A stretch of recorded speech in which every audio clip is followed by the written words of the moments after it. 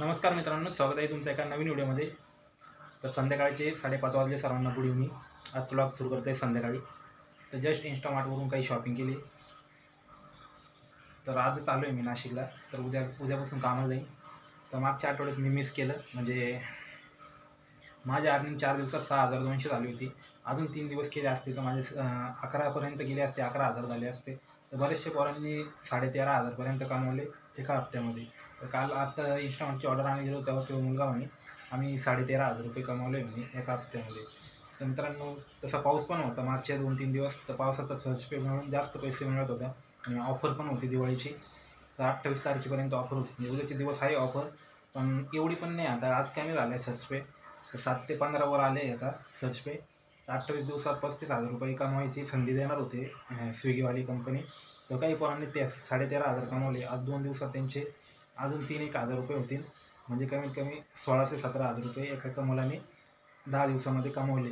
तर मी थोडे मिस केले, घरी गेल्यामुळे माझं नुकसान झालेलं आहे। आणि आता काय, आता उद्या बघू किती होतं। तो उद्या बघ, तुम्हाला उद्याची अर्निंग उद्याच दाखवून।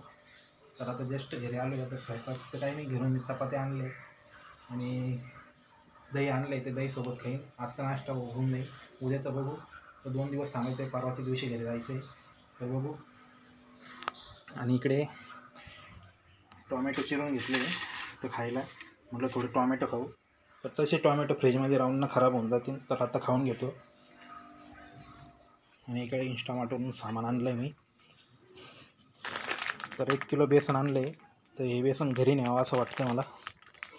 आणि इथं बिर्याणी राईस आणलं आहे, तर 116 रुपयाला पडला आहे मला। आणि एक विम बार 10ची, दही 350 ग्रॅमच आणलं आहे। आणि लक्स साबण होते 126 रुपयाला 3 भेटले आहे। तर 183 प्राईज राहते पण डिस्काउंट करून। आणि इकडे पिल्सबरी आटा आणला आहे 5 किलो। तर बघू शकता 5 किलो पिल्सबरी आटा आणला आहे। तर आटा पण संपला होता, तर एक हप्ता कसा निघून जाईल याच्यामध्ये। आता टी व्ही चालू करतो। तर मित्रांनो, तर इन्स्टामार्ट काय करते, मला ऑफर देते 75 रुपये। आज ऑफ दिला होता, म्हणलं 10 किलो मागू, पण त्या 10 किलोचा आटा किती रुपयाला होता माहिती का? 476ला। म्हणजे ते कमीत कमी 76 रुपये एक्स्ट्राच घेत होते, कारण डीमार्टवरनं 400 रुपयाला भेटतो 10 किलोचा आटा। तर डीमार्टवर ऑर्डर केली का डीमार्टवाला येऊन यायला काय भानगड झाली। तो 3 ते 4 ऑर्डर माझे कॅन्सल केले, तर मागूशी पण वाटत नाही आता। असं वाटतं डायरेक्ट स्टोअरमधून किंवा रिलायन्सच्या शॉपमध्ये जाऊन, रिलायन्सच्या मॉलमध्ये जाऊन शॉपिंग करावं असं वाटतंय, कारण तिथूनच आटा घेऊन यावं लागेल। पण आटा पण चांगला नसतो, पण काय करायचं आता, नेमकी माझ्याकडे गिरण नाही, तर गिरण घेतली का मग मी डायरेक्ट गहूच घेईन, मग घरच्या घरीच दळण।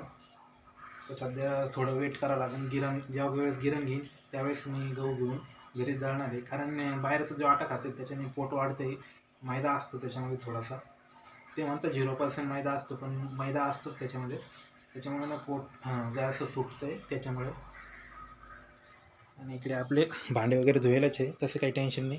तर चिवडा वगैरे आपल्या इथं ठेवलेलाच आहे, तर चिवडा वगैरे खाईन, तो विकत आणलेला। बाकी सामान सगळं ठेवून दिलं आहे।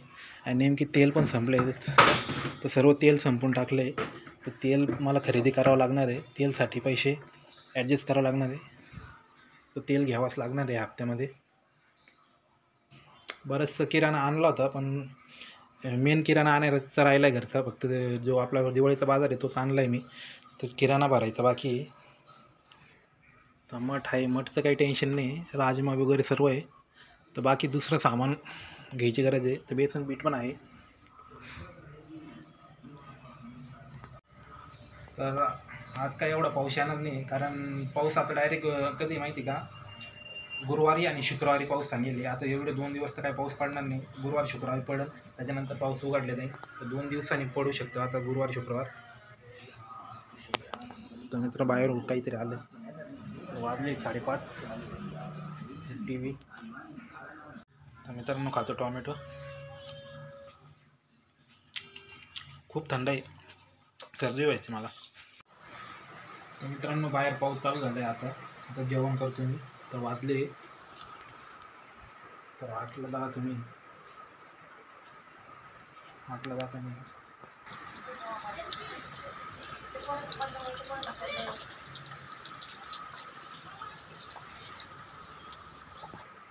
टी व्ही लावली इकडे.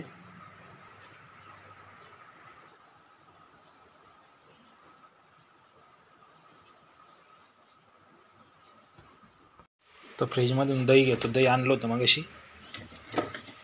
तर दहीसोबत आता चपाती खाणार.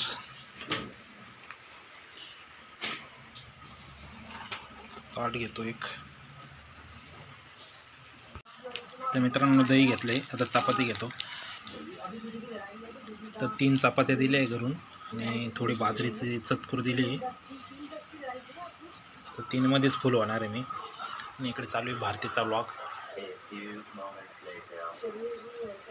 चला मित्रांनो या जेवण करायला. तर जेवण करतो, भेटतो तुम्हाला थोड्याच वेळात. तर मित्रांनो जेवण वगैरे झाले.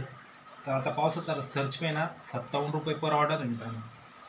पण माझं कसं असतं, मला ना एकदा माझी रुटीन बिघडली ना, मला कामात परत जायला ना खूप वेळ लागतो. कारण मला ना सवय नाही तशी, म्हणजे लगेच कामावर जाईल. कारण माझं एकदा रुटीन चालू असली ना, मी कंटिन्यू काम करत राहतो. जर माझी रुटीन जर मोडली, काही डिस्टर्ब झालं, तर मला परत कामावर जायला आणि ॲडजस्ट करायला ना भरपूर वेळ लागतो.